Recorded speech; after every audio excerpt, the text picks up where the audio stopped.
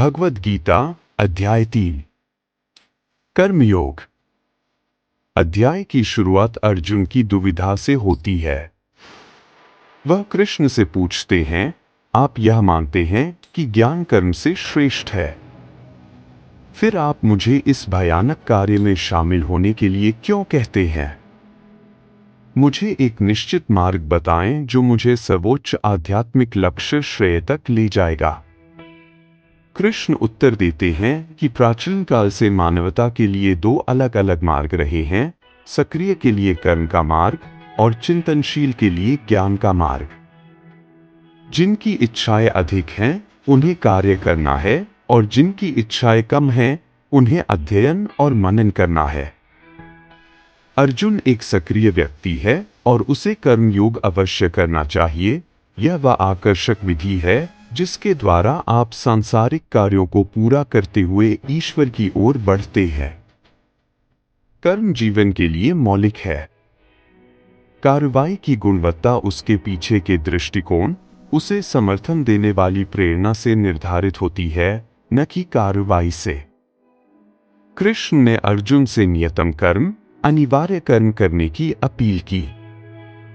इच्छा प्रेरित कार्यों, काम्य कर्म और निषिद्ध कर्म, अपने विवेक द्वारा निषिद्ध कार्यों से दूर रहें।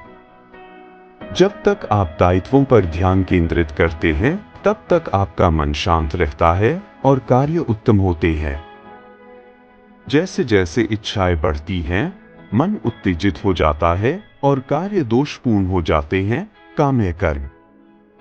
यदि इच्छाओं को इस हद तक भड़काया जाता है कि वे आपके संसाधनों से आगे निकल जाती हैं, तो आप सीमा पार कर जाते हैं और ऐसे कार्य करते हैं जिनके खिलाफ आपका विवेक विद्रोह करता है, जिन्हें आप स्वयं अनैतिक और अनैतिक मानते हैं, निषिद्ध कर्म।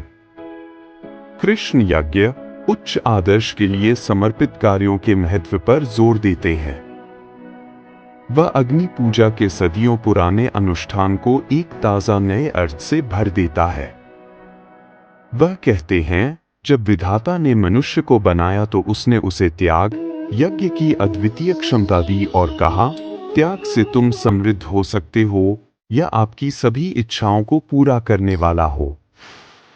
तात्पर्य यह है कि यदि आप सेवा और त्याग की भावना से कार्य नहीं करेंगे तो सफल होना असंभव है। फिर भी हम सभी स्वार्थी कार्यों के माध्यम से समृद्ध होने का प्रयास कर रहे हैं। फिर वह 3 अलग अलग प्रकार के लोगों का विवरण देता है। सबसे निचली श्रेणी का तामसिक व्यक्ति बिना चुकाए समाज द्वारा दिए गए लाभों से अपनी मदद करता है। कृष्ण ऐसे व्यक्ति को चोर कहते हैं। राजसिक व्यक्ति स्वार्थ के लिए कार्य करता है, लेकिन परिणाम तनाव और मानसिक अशांति होता है। कृष्ण कहते हैं, वह खाना बनाता है लेकिन पाप खाता है। एकमात्र व्यक्ति जो जीवन का आनंद लेने के साथ साथ आत्मज्ञान के उच्चतम लक्ष्य तक विकसित होता है, वह सात्विक व्यक्ति है जो उच्च आदर्श के लिए बलिदान की भावना से काम करता है। कृष्ण ने अर्जुन को प्रेरित करने के लिए एक भावनात्मक अपील के साथ कार्रवाई पर इस शानदार शोध प्रबंध का समापन किया। अक्सर केवल बौद्धिक दलील ही आपको कार्रवाई के लिए प्रेरित करने के लिए पर्याप्त नहीं होती।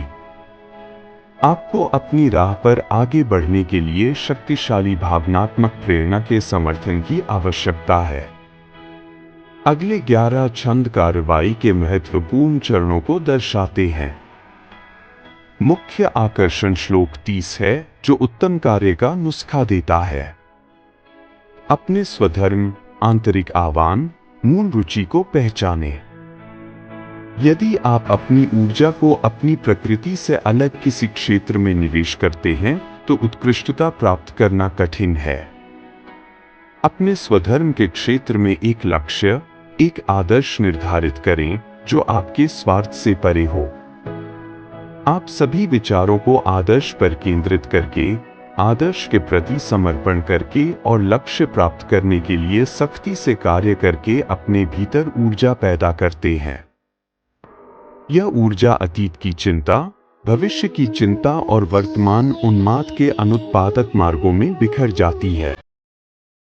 बुद्धि वर्तमान क्रिया पर ध्यान केंद्रित करके इस व्यर्थ अपव्यय को रोकती है, मन को मृत अतीत या अजन्मे भविष्य की ओर भटकने नहीं देती है। जो लोग इस सूत्र का पालन करते हैं वे सफलता, खुशी और आध्यात्मिक विकास प्राप्त करते हैं। जो नहीं करते वे न तो सफल हैं और न ही खुश। आध्यात्मिक विकास तो बहुत दूर की बात है। अर्जुन पूछता है, वह क्या है जो मुझे मेरे चुने हुए मार्ग से दूर ले जाता है और मुझसे वह काम करवाता है जो मुझे नहीं करना चाहिए? कृष्ण उत्तर देते हैं, यह इच्छा है, यह क्रोध है जो रजस, जुनून की गुणवत्ता से पैदा हुआ है। दुश्मन भीतर है, वहां से बाहर नहीं। फिर भी आप बाहरी ताकतों से निपटने की कोशिश में कीमती समय और ऊर्जा बर्बाद करते हैं। इच्छा 3 रंगों में आती है, सत्व पवित्रता, राजस जुनून और तमस अंधकार। काव्य को दर्शन के साथ मिश्रित करते हुए कृष्ण बताते हैं कि कैसे ये 3 प्रकार की इच्छाएं आत्मा को, आपके भीतर की दिव्य चिंगारी को ढक लेती है। सत्व अग्नि के चारों ओर धुएं के समान है। सात्विक व्यक्ति में आत्मा की प्रतिभा और वैभव चमकता है। रजस आत्मा को दर्पण पर धूल की तरह ढक देता है। स्वार्थ और अहंकार स्वयं की छवि को धुंधला कर देते हैं। आप राजसिक व्यक्ति में दिव्यता दिखने में असमर्थ हैं। तमस गर्भाशय में भ्रूण की तरह है।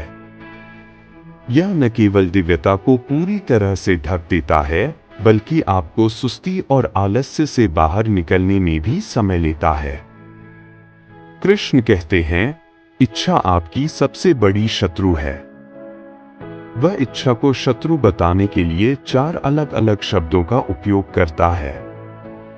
यह बहुत ही ज्यादा खाने वाला होता है और अत्यधिक मानसिक अशांति और तनाव का कारण बनता है।